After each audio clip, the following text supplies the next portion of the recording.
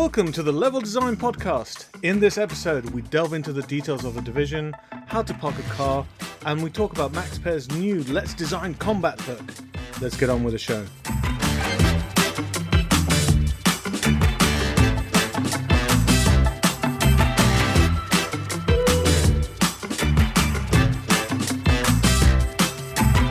Hello and welcome to the show.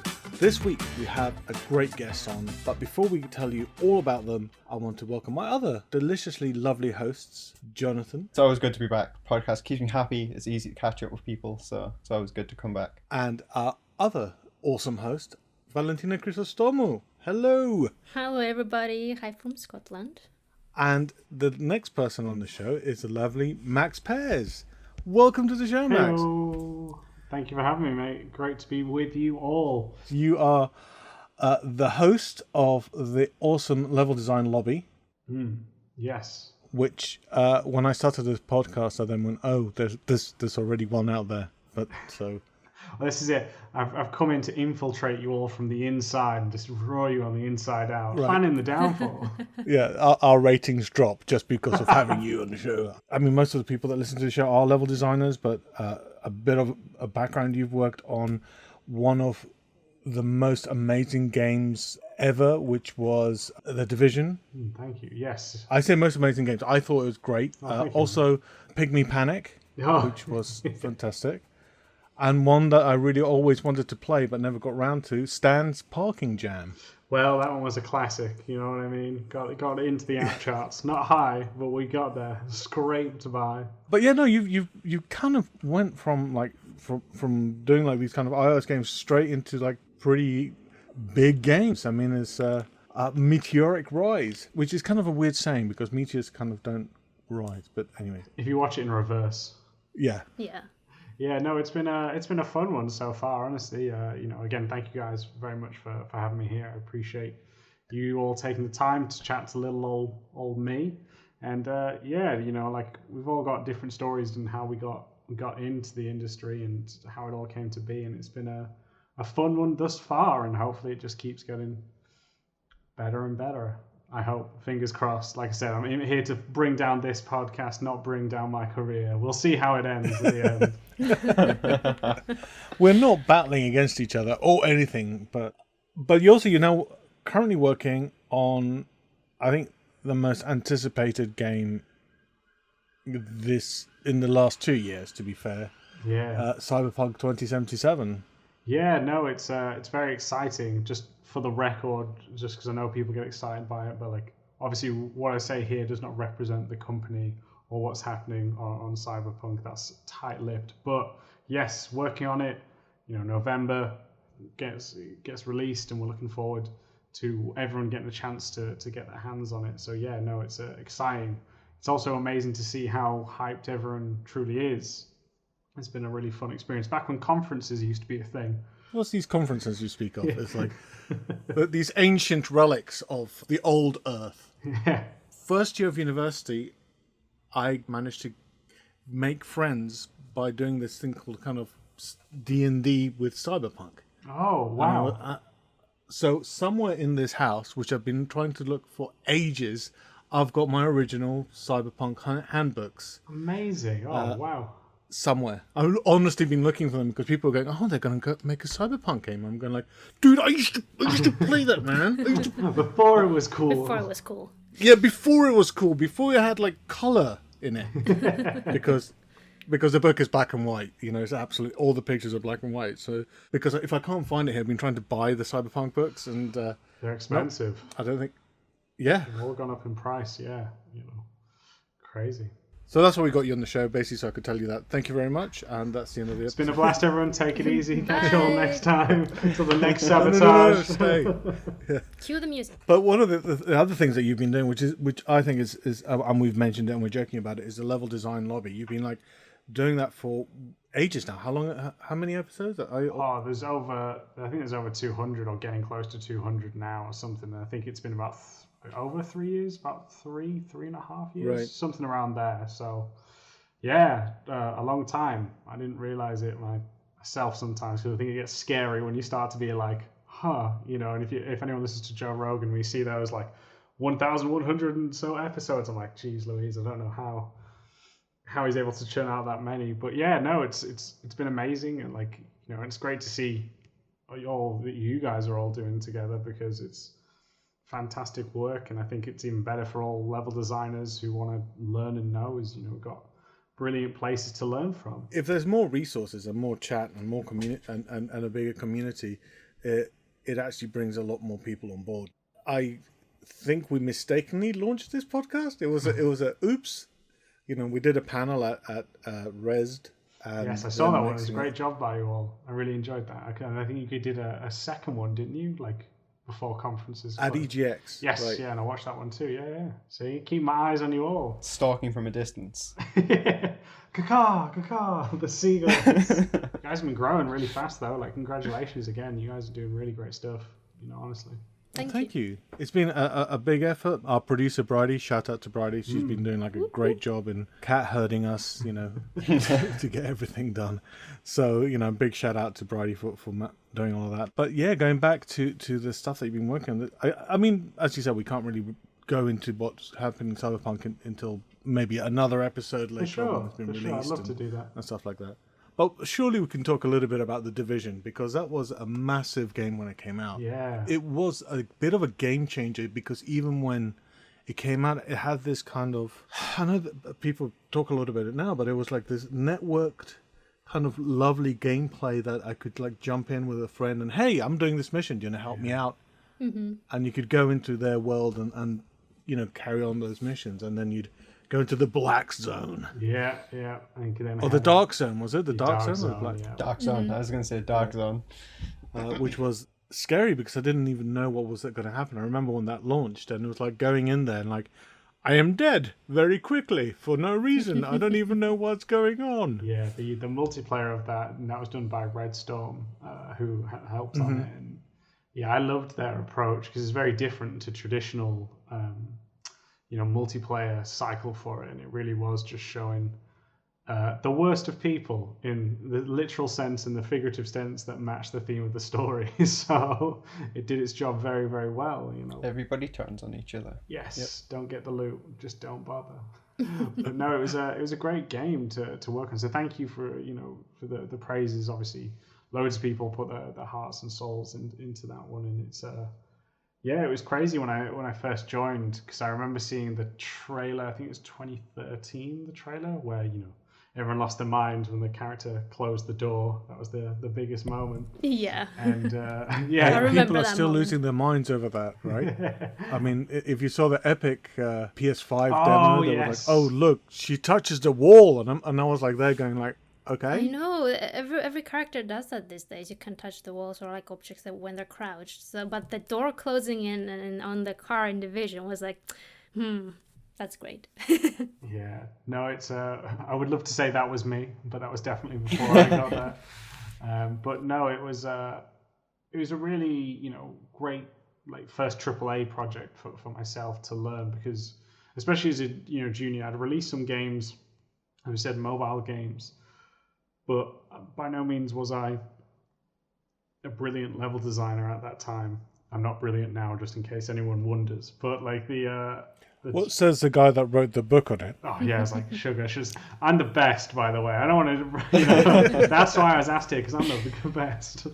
That quote's going to get taken out of context, and make me lose a job. That's a sample. That's a sample we're going to be running with. Yeah, after the year reviews, you can just end that with my one on the back. But no, and just how they structured training for young designers and what to learn from, and just such an educated structure in terms of how you grow. So yeah, I really learned a lot from working on Division and the DLC Underground for it. So yeah, and the people I worked with, all of them were truly amazing. So yeah, it was a phenomenal game. Had its ups and downs for sure, because like you said, it's multiplayer. That's always hard to test, but we did a phenomenal job, and everyone did fantastic. And Division 2 came out. I wasn't involved in that one, but the teams who, former teammates and always will be my teammates, did a brilliant job. Honestly, they blew it out of the water in terms, in my opinion, of what these kind of MMO. It's kind of a middle ground of MMO slash shooter RPG. But I think they did the best one in launch with Division 2. Honestly, I think it was, in terms of getting out of the gate, it started extremely strong, and it just shows that they There was learned. also like in Division 2, the level design. Oh, look, I'm bringing it back to actual level. Actually changed a lot. I mean, because Yeah. and this was like New York was very square and cut off square, very right angles, because that's New York. I mean, that's like you're picking a grid city, right? Into the underground, which is a procedurally generated tunnels. But then the Division 2, which I've played a bit of, not a huge amount, that's very different. That's less linear, more like wide open to kind of more claustrophobic to tunneling. Not tunneling, but being constrained. The level design in the second one feels a lot more, I guess, like organic, for a better word, especially coming from the first one, where you said was very right angle, very blocky, because it was the kind of district based. But yeah, I've played quite a bit of the second one, and there's much more variety in the environments, and especially like combat encounter zones and things like that. How is it working on a level where at any time a second player can join you? And from now, you design the combat area thinking, oh, this is meant to be for one person going through this mission. But if someone else joins, does that change your thinking on how you're going to design a level for that kind of game? Yeah, I mean, it's a great question. So in terms of it, mate, it comes down to the spacing. I mentioned this in the book, so I'm going to bring it back to there now that I've pimped myself up as the best LD. Was that you really had to think of the metrics for that, because as you said, people can drop in and out at any time. So you need to think about, if they're dropping in and they're coming to help their teammate, then there needs to be cover for them to take advantage of. Otherwise, they're just spawned in, just wide open, which makes them a sitting target. So for us, it was always kind of planning what the metric is. And like most Ubisoft games or any open world games, you need to think about it from like a 360 approach. So the player can come in at almost any angle.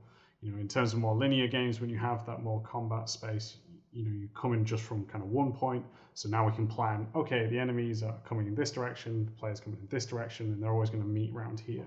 But we need to think not only about, like you said, the players grouping up and joining in, but how they can come in at different points. And then if you have something like reinforcements, how do you change the combat fronts for that? How do you make sure that you reuse that space and push the challenge there as well? And luckily, the amazing teams in terms of gameplay programming had it where once teams were formed and joined, then, for example, we had a range of enemies. So if it was, say, easy for one player, you had 4 enemies. If suddenly there's now 2 players, it now jumps up to 6 enemies for the easy mode. And we kind of had, again, a great structure in terms of us to understand what was the challenge. We tested that, and then that way it adapted as well for when players jumped in. It wasn't just necessarily about the levels, but also the design behind the reinforcements and the AI mate. So yeah, a lot to think about. And I think also it was, not only is it about just number of players jumping in, but how they play as well. There's a lot of different weaponry that you can get inside of that. And if you've got a player who likes to be one who kind of stays back and uses a sniper rifle, we have to kind of, again, in that 360 approach, think about, okay, where's the decision point, where's the vantage point, where's kind of the more risky spaces, where the spaces for like getting close up for stealth, where can they retreat to, can they go inside, or can the combat stay outside? So it was a lot of all those elements coming in, but again, thanks to great leadership, it worked out really well. But those are some of the key things we had to think about. I remember when playing that, I'm not saying that it was easy, but also the structure lends itself a little bit because you've got wide roads. Yeah. So you can do like parked cars to the left and to the right. So if you have someone join, you don't have just one side that you've got like one crate that you can hide behind. You've got parked cars. You've got what I don't know what they're called, overhangs over shops that were built up so you can have a sniper nest or things like that. So that's very interesting. I think I'd like to have another look at like the Division 2 with that in mind, because that, as Jonathan said, is much more organic. So so for suddenly like going like, oh look, there is another truck on the other side of the road for some reason, you know. Well, that was the other thing, right? Because New York especially is known for its traffic. So it's not necessarily only using the cars for cover, but say if you have a van or a bus, maybe the player can climb up on top to use that for that vantage point, as well as not only that, but it could, one of the things that was challenging for the overall level design, especially for exploration, was the fact that you guys all mentioned there that it's all very gridded, so you can see from New York from one side to the other if you just stood there. And in terms of streaming, that's not plausible, and especially for, I think we were the first game, and someone can correct me if I'm wrong, that didn't have any loading screens as well, because I know that was a big thing we announced when we first made Division 1. So we had to think tactically about, well, how is it we make sure that we're not pushing the performance of, say, the consoles too much and causing our programmers headaches. So it worked for us in combat, but also to help with streaming too. So yeah, it was definitely another challenge that you don't necessarily think about when you first get into the industry too. And it's a good thing, like as a personal development, to be able to go into a AAA environment, right? Because like you could have done years of doing level design for like different companies, but if you suddenly go to something in AAA, you really get like the idea of metrics, the idea of working with other art teams. How much do you have to do, right? Yeah. Rather than, which happens to our little like indie company, is like, how much do you have to do? Well, I have to do everything from here to making it look pretty. Yeah. So you don't know where to stop, rather than like, hey, an artist's gonna do that. That's not my. And that's it. It's a weird shift that you mentioned there. Like you're growing certain skills in terms of, if you're focusing a certain discipline, but then when you switch out to indie or switch from indie, that's a huge kind of different, I guess, mindset to it as well. And also knowing that when you say you have to finish it, you have to finish it, instead of myself being like, an artist will help me out here, right guys, girls? Yeah, the programmers will figure out the streaming. I'm gonna use my sniper rifles everywhere. That's what I want to do, right? Exactly. So one thing that I actually was wanted to ask is, does the theme of the post-apocalyptic world help with building the levels that you build for the Division? I'm imagining things like you can have cars upside down, or like things stacked up like trash, and you can create cover with that, or you can create like obstacles with that. It's different than having a super realistic world based in, like, I don't know, 2020. How do you create? Do you think basically there's a big difference working on that kind of theme? Does it help with the level design? Yeah, so I mean, it's so interesting, now when we say post-apocalyptic, because like, if anything, I feel the Division is more relevant than it's ever been. We're not out there with our guns yet, so. I mean, yeah, thank goodness we're not in certain countries. No, it's so interesting because, I mean, in terms of, in terms of Division with Division 1 especially, it was almost like a few months after the outbreak versus, say, something you'll see in The Last of Us or Horizon Zero Dawn, which again are much further down the line because of that. So yeah, it helps us because we're showing, like you said, the world that's kind of everyone already knows. We all see cars loading bays. Someone's got some like cargo loading somewhere, but none of that is moving now. It's all become stationary. So for us, it was very cool to take advantage of that with what we're using, because not only is it, as you mentioned there, mate, that it's used for cover, but it's used for storytelling too. The reason there is so much, rubbish and trash throughout Division is because, there was no one there to pick it up. And then this can cause more issues because, so you'll see certain vermin and other creatures and rodents come through because of this. And that again tells more of the story that, society has stopped. There aren't people, professionals who have been men and women who go through and clean up, and it just shows it again. So yeah, it's it's great in the sense of not only is it there for cover, but like it makes it one relatable, as I mentioned, because it's so early on. Two, helps to tell that environmental storytelling for us, which again the artists and LDs did a phenomenal job on.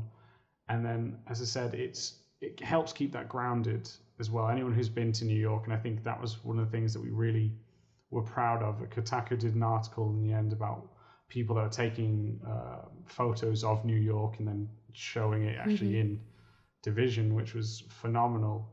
And yeah, for us, you know, turning over cars using stuff like car jams to help separate and make the players have to climb up to expose themselves, say, versus that of a sniper. So you can, you know, give the variety in terms of the gameplay and combat that way, which is excellent, you know, and all of that really did help to, again, just create different engaging combat encounters for that. And yeah, very, very cool. And you know, Ubisoft does that very well. You know, a lot of their games are based in, you know, real cities, and there's a lot to learn from, especially give respect for these spaces. People live there, and you know, it was definitely a hard balance between, you know, real New York City and then also having to balance out the actual combat events that you maybe need to change, because although it's realistic, it's not fun. And that was, you know, one of the big challenges as well when making levels for that too. When you're making levels for Ubisoft, do you for the Division, sorry, do you have specific roles? For example, one level designer is working on the combat, another level designer is working on the actual, I don't know, block out of an area, or another one is working on placing items, or how does it work exactly?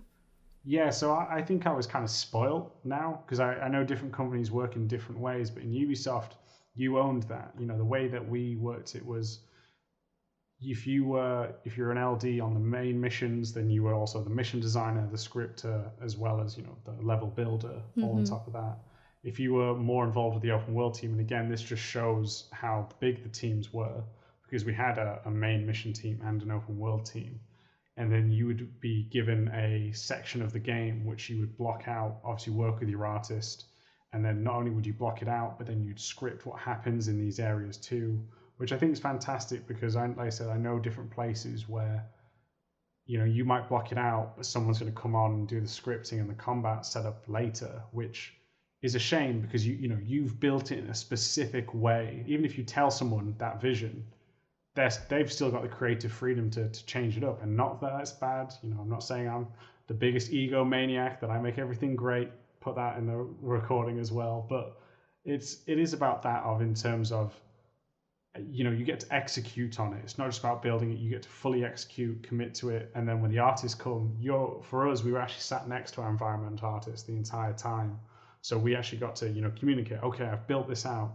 What do you think of it, mate? What do you think we can add here? What do you think we can change? And that communication was just instant as well. And that's all in Frostbite too, right? Because I think Ubisoft showcased Frostbite, and I was like, oh, this looks amazing. You can grab and put things so easily, rotate them, place them, and create levels. I think actually one of the Ubisoft level designers had a video where they were showing it, and it was like, it's really impressive. Yeah, I know which video. Yeah, I don't remember it exactly, but yeah, it was pretty impressive as an engine for level design, I guess. Yeah.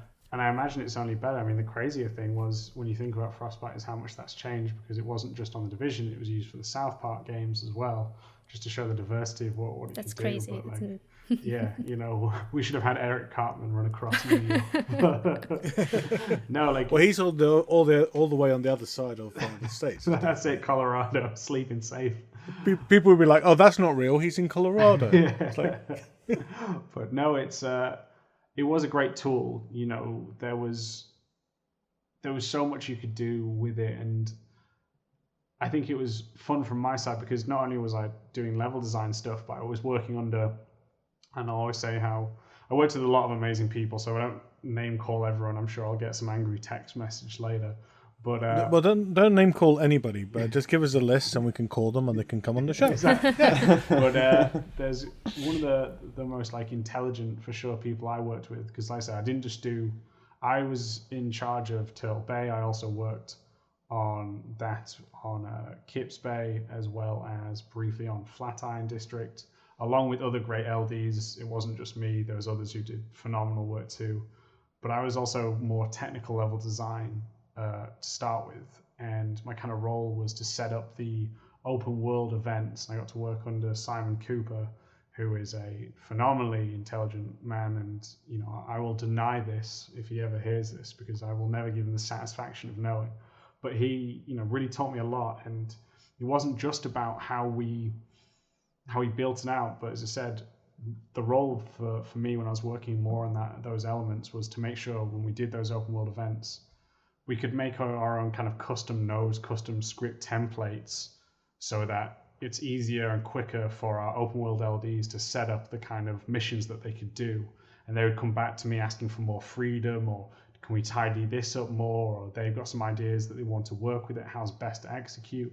So to work on that, and on the block out side as well as the scripting side was a really, really cool experience for myself on that one. Mm-hmm. I think getting to take your concept through to like kind of the end, right? Like, so you come up with the paper concept, the design of a mission, then you block it out, you do the scripting, you work, like you mentioned, you work so closely with your environment artist, and I think you hit the nail on the head, and we've spoke about this before in the past, like the communication between your environment artist and your level design is one of the most important things ever, because if that breaks down, the gameplay isn't fun. It'll get lost in translation and be destroyed, and it's a constant back and forth. So I think having, by the sounds of it, when you were working on the Division, the communication you had, being buddied up and being one-to-one, like in the same pod or however you were structured, kind of allowed you to have that open back and forth. Yeah, mate. I mean, that's something that I always think is super important as well, because you said, like level design, as we all know, it's you communicate with so many other people. It's not just level design. Multiple disciplines are trying to communicate all the time. And as we all know as well, the first thing to break down is communication, always, no matter if you're in a team of 2 or a team of 2,000. That is always going to slip at some point. So the fact that you can be close to the people who are going to have an impact on your space as well is very, very important. And also just, it's easier for feedback, as I mentioned, because there's something that your artist might notice that you're not thinking about. We mentioned briefly on environmental storytelling. They might have something that they want to tell, which is fantastic. They might have something like, oh, well, we're near this area in real life, so maybe we can take some kind of the monuments and bring them across. Awesome. I didn't think about it like that. I'm sure you guys have all talked about this before, but it's like when you're blocking stuff out at different studios as well, the level of detail varies as well, and that can have like a really big impact on communication too, and in terms of who's doing what. So yeah, that's always fascinating. Mm-hmm. Especially when you have, maybe the company has already released a project and now they're working on the second one, they'll have all the assets and all the animation. So if you're even prototyping, that you could reuse all of that. It looks like a semi-final product, basically. And then it just keeps changing after that too. Yeah, it's the second one always seems, I don't want to say easier, because I don't think that's the right term, but like you said, that the fact you can reuse. There's a foundation already, and you can imagine it a bit better. Because what is the Division? Somebody tells you, hey, we're making a game called Division. This is what it's going to look like. You have no idea until it's released. But when you make the Division 2, you're like, okay, I have an idea. And now you have an idea how to even make it better than the first one. Are you saying that sequels are really easy and that's the way we should have done? They're not that's easy. it. We're making a easy. sequel, Valentina. So let's just make a sequel, not even the first one, just the sequel. So is this going to be the new podcast, LDP2? Part 2. Much easier. It's much easier if you like. The first one was okay, but this one's going to be much better. But it's literally all about the foundation, right? And also, if you've worked on a prequel and you're moving on to sequel, you know how all those systems work, so you will probably do everything differently the second time around because you understand how the nuances of everything you did before. It happens like still now. It's like you'll look back at some old work or some old scripting or like an old level you did and like, yeah, I could do that in half the time now and probably also improve the quality like tenfold. But like in development, unfortunately, you don't necessarily have the time to go and redo that because you've already passed the time, right? You've already passed that milestone and you've passed that in development. But you're like, next time, then you know you have this knowledge now, like, and you'll remember it forever. Well, I mean, and talk about learning. You've started spreading that knowledge with a book that you've written on level design. And I was really glad to see it because I have. I'm trying to look around at my library. I've got a stack of books on level design, and they tend to go really broad. They tend to go like, oh, level design is this. Level design, you should think about this, and you go like, yeah, I've never played. I mean, I'm not a big platformer guy, but there's a whole section on platformer stuff, and I'm like, okay, yeah, great, Coyote Time, woo. I mean, no, I mean it's great. We'll talk about Coyote Time in another episode, but you've done a book that actually just takes a big aspect, to be fair, which is let's design combat, right? Yeah, my first book, for those who don't know, is called Let's Design Combat. It is focusing on that of how do you set up the best combat scenarios when creating your levels. Now, it's primarily aimed at, say, more ranged combat through weaponry such as guns, or if you want to use, say, bow and arrows, those can still apply the same rules. And it's been a real, we spoke about then already multiple subjects, from blocking out, we talked about traversal, Valentine, you asked about the environment and how we can use the cover, which we talked about environmental storytelling. As you said, there's so many, subjects you can talk about. And that was one of the things that I kind of wanted to just stop for a second and go, do you know what?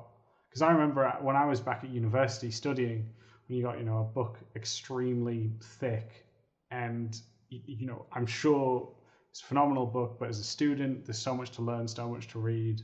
And I was like, do you know what? Like, let's just focus on one core subject and just deliver it the best way that I can.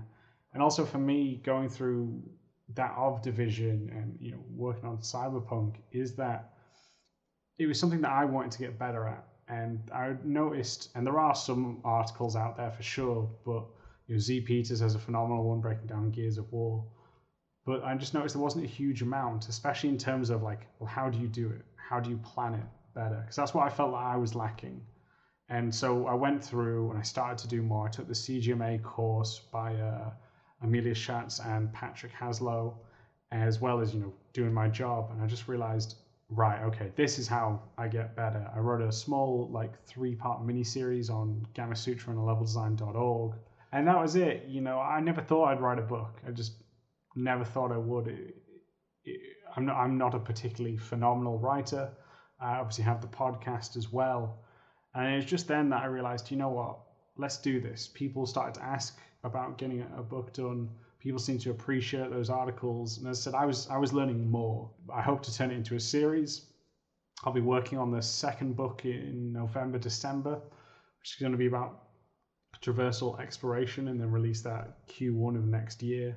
But no, like I said, this one was just something I really wanted to focus on, and really just kind of wanted to make sure that you could constantly re-pick it up if you wanted to, as well as, if this is something that you're working on, okay, well, great. And as we all know here, combat is so prevalent in most games, despite whatever form it comes in, it's so prevalent in our medium. So it was great to do something to hopefully give back more to the community, which is always exciting. One of the things I really liked about the book actually is what you just mentioned.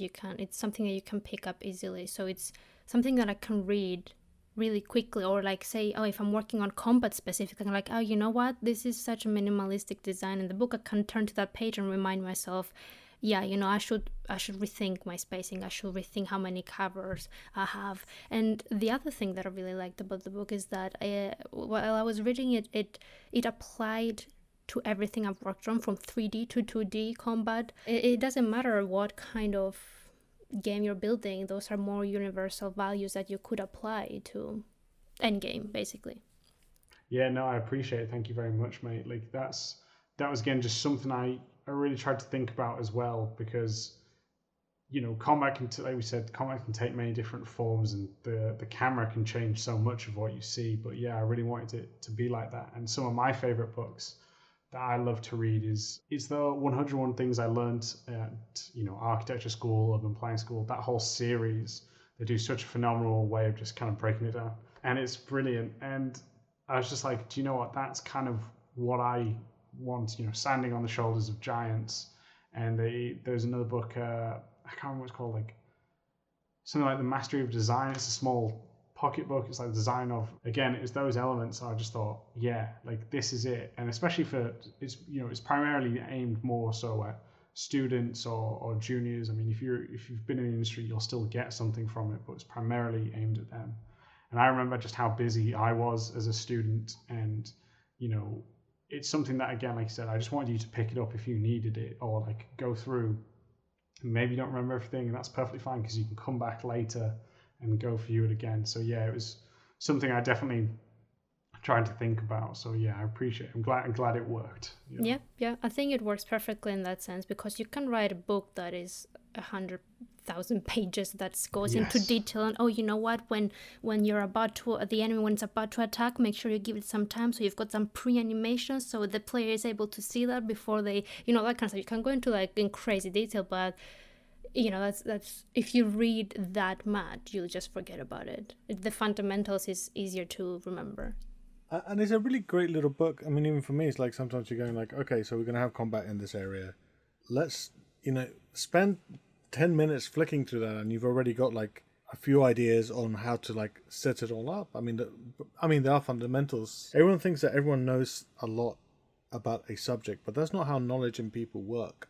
It's kind of like we have these rocky outcrops of knowledge, and kind of books like this are like a nice little plaster to smooth out the missing bits, But it's kind of like, it's something like, Max, why you were writing this, like something we spoke about when like you were talking to me about, and you sent me like a sample, and I was kind of looking at it, it's like having it in this digestible form, and I made the likeness and the comparison to the 101 Things book. It's like, it's the one book in level design or whatever I'll go back to when I'm building a space or doing a block out, just to reassure myself about a landmark or whatever. And I kind of said to you, with this, I don't build combat all the time, right? Like when I'm scripting stuff or doing my level, like that's a part of it. Sometimes it's a very small part of it. But if I have something like this, I can just flick through and it might give me inspiration, or it cause me to kind of rethink something. And then like, this is why I said to you, it'll apply to juniors or experienced people, because we, as level designers working on so many different titles and so many different points, we don't remember everything, right? Sometimes we need that reminder or that refresher. So like a little flick through something like this in a specific section, like Valentina brought up, is enough to spark that. It's good. Oh, this is the issue that's been driving me insane. And it's actually something really simple, but you just needed to see it in another context, which is one of the helpful things about it being bite-sized information. Yeah, no, I appreciate it, man. And that's it. It's, I'm sure you all know how, especially when you get different people on these podcasts, right? How different people's approaches to level design.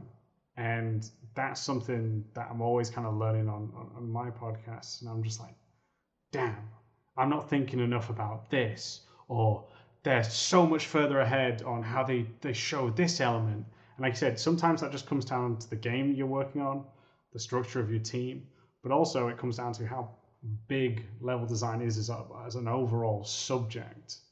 And that's part of the reason I said it's just, for me, let's focus on making it a series rather than, because I know plenty of other LDs who are planning to write books, and I know they'll be amazing, but they've all said the same thing of, yeah, I'm just trying to get all my knowledge in this book.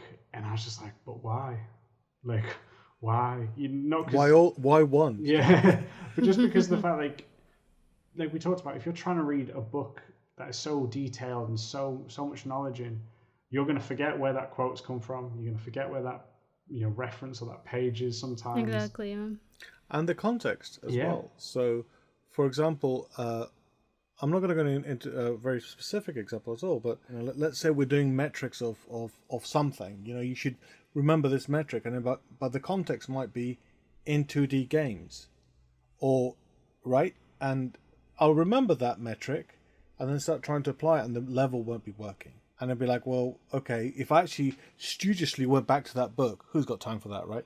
And find where I got that bit of knowledge, because I have a cross-index reference in my brain, and then go, oh, wait, I missed the context. Yeah, so that's why books like 101 Things I Learned in Architecture School and now Let's Design Combat by Max Pears, available in all good bookshops. Exactly, because when I was reading books about just game development, and there were big books, I always read them next to my computer, and I had Word open, and I would just type things. And for example, if I read like one section or one chapter, I would just summarize it with bullet points and I make my own notes. That way, I'll never have to read that book. I'll just open my Word, and it will be everything will be summarized from that book. I just compressed it into what I needed to know, because there's no point having that many pages, I'll forget everything, and going back to it and rereading a book that has 300 pages is going to take so long for me, because I wanted to learn and like remember that instantly. Like, okay, I'll open up my cabinet here and I have some pages that are printed out when I'm working on a game. Oh, you know what? Yeah, I'm reminding myself with those bullet points. I don't need to, it's not like reading fantasy books. For me, it's different at least. So it's like, yeah, just give me the essence, and that's all I need. Yeah, I've always done the same thing. It's like, because when it's a big chunky book that is trying to cover every area of level design, which I'm going to point out now is impossible. Like, if you're going to do it, some of the areas are going to be super shallow, but taking those notes, like Valentina said, it gives you your own like reference point, and that's all you need. So you don't have to flick through the book, you don't have to remember the page, you don't have to remember the chapter. You have your own bullet points to go off this kind of stuff.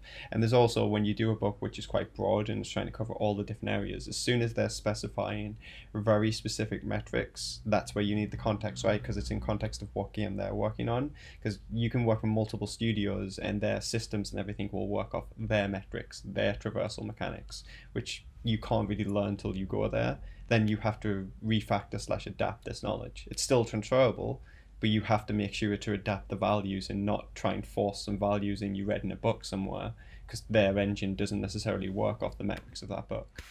Yeah, no, that's it. And by no means are we saying anyone who wants to write that 1,000-page book shouldn't do it. Do it as long as you believe it fits your vision. But again, for me, just knowing my weakness is, particularly is grammar, and is my mortal enemy, and the written word. But yeah, that was just the way that I wanted to view it, and as I said, turn it into a series too. And the other great thing that we've seen, as we talked about with the level design community, is the fact that we're able to show blockouts more now. I remember when I was a wee young lad working back at university, you had to try art. You were too embarrassed to show what a blockout was, and you try artify your work, and that's not how you should do it. So that's helped, especially with the images of the book here. That's something that I've really tried to focus on, is make it feel like it's in its own editor. So not only does it help solidify the text on the opposite page, but also you can instantly see how it works, and you can just almost build it and replicate it in your own level so easily. So that was something else we really tried to drive home the point on. And on that note, I think you should all go out and buy Max's book. I mean, that's just a personal opinion. This is not paid promotion or anything, but just I really enjoyed it. We'll put a link somewhere. It'll probably be in the podcast description. Max, thank you so much for gracing our tiny little podcast in this corner of this tiny island. Don't undersell yourself. Don't. Okay, so I'm a big podcast. I'm this massive podcast. Yeah. Max, if people want to get hold of you, they know where to get hold of your book, but just to let them know, where's the best way to get hold of you? For sure. So if you want to get more bite-sized level design tips, you can follow me on Twitter, which is just @MaxPears, like fruit is how you spell it. If you want to hear more of my smooth jazz voice, you can come across to gain more level design information from these lovely, lovely people, which is that Level Design Lobby. As we said, the book Let's Design Combat, that'll be available ebook and physical as well. And Valentina? You can find me also on Twitter. That's @ValentinaChris. It should be a bit harder to find than Max Pears, but I'm sure you'll find it. It's quite unique. And Jonathan? As always, you can reach out to me on Twitter at omni/92. Epic. And if you want to insult or swear at me, I am @MarkDrew on Twitter. We are @LevelDesignFM on the Twitters too.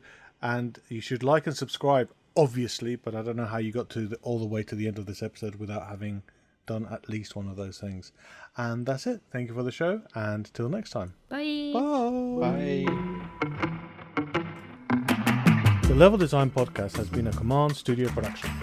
Our editor is Matthew Lever, and this episode has been produced by Bridie Rose.